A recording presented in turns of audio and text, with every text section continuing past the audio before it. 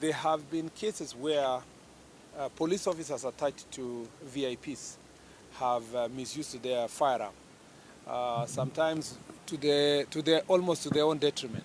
You know, sometimes they can easily find themselves in the way of harm because of how they have used their firearm. So let me say this, that any security measure taken by the National Police Service is, as I say, to avoid a crisis. If a police officer attached to VIP is working with goons, what is the best thing to do is to, first of all, get them away from this crowd of goons so that we can be able to deal with the goons decisively. And I want to warn all police officers, including those attached to VIPs, that the fact that you have been attached to a certain VIP does not make you part and parcel of his campaign, part and parcel of his ideologies, part and parcel of his criminal plans. You need to know that at any one time you remain an officer of the National Police Service. So if there are any people who have been withdrawn, it must be in relation to the planned violence and the recent violent confrontations, and the fact that some of these police officers have been found in the middle of goons, facilitating goons, transporting, hiring. And it's not enough that they have been withdrawn. A disciplinary action will be taken against them, and if the charges are proven, they will lose their jobs. They will be relieved of their responsibilities within the National Police Service. So it's not enough even to complain that they have been withdrawn. It may also be that those police officers may never go back to their jobs if it is found that they were facilitating violence in any part of our country. So those are security measures. Those are efforts that we are trying to take to avert violence tonight and tomorrow, because we know we have the National Police Service and the security team have the intelligence, and they know who is doing what where, and that's why such measures must be taken.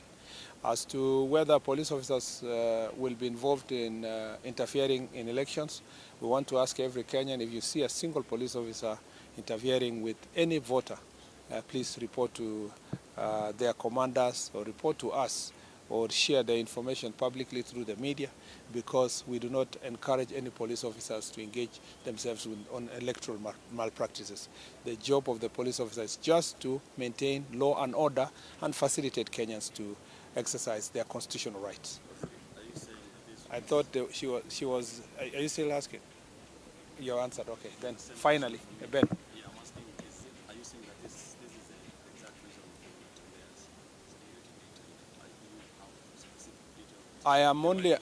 I am aware that not just Natembeya, but I'm aware that a number of VIPs on both sides of the political divide, their security have been withdrawn by the National Police Service, because they have the National Police Service have a report that their officers or the officers attached to them are involved in criminal activities. Some who may be seen to be leaning to one side of political divide have chosen to keep quiet and not to share publicly what the police have done. I've seen some have decided to go public. It is not only one person whose security has been withdrawn. It is a number of people, and in both political sides, because we want to make sure that nobody is shot by a police officer in the name of he was protecting these goons or was protecting his boss. In any case, there is no boss tomorrow in Kasipul. The people are the bosses, and they are going to elect their boss. So everybody who is here, who was campaigning for a party or whatever, now your job is done. If you are an election observer, you have a right to become election observer. If you have an agent, a registered agent, you do your work as an agent. Everybody else who is around loitering and trying to interfere with the elections will be treated as a suspect, like all other suspects.